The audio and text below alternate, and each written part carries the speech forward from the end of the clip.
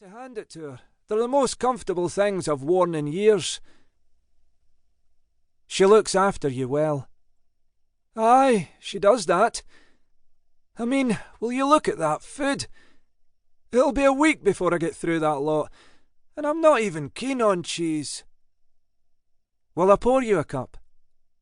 No, no, said Dalgetty, as his bony fingers struggled with the cap on a bottle of Ballantine's.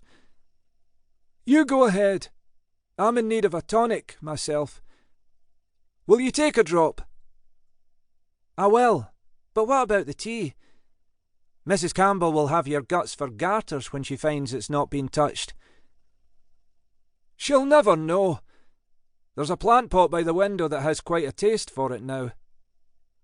Dalgetty heaved a sigh of relief as he eased himself gently into his favourite armchair and raised his glass.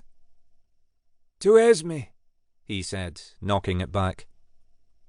Esme. How was she? At the end, I mean. As you'd expect, but at least she went peacefully, in her sleep. It's bad enough not having any family to see you off, but to be in her state. Ah, she was none the wiser, father, said Kennedy. Really, she was happy in her own little world. Well, that's something, I suppose. But I'll tell you this, I'll not see out my days in that home of yours, especially if I can't even remember my own name.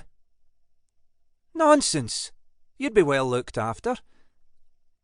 No, no. If I go the way of Esme, you're to put a gun to my head. Do you hear me? I'd do no such thing. How on earth will I make it past the pearly gates with a murder on my hands? And a priest, at that. Pearly gates, said Dalgetty, gesturing towards the bottle on the sideboard.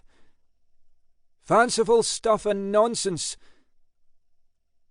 Kennedy fetched the Ballantines and filled his glass with a generous shot.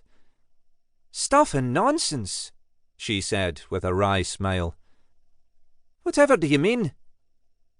I mean there's no such thing, lassie. You live, you die. End of story. Are you losing your religion, father? Dalgetty contemplated the question, slumped back in his chair, and fixed her with a vacuous stare. How long have you known me, Alison? He said softly. Why, ever since you came to St. Cuthbert's.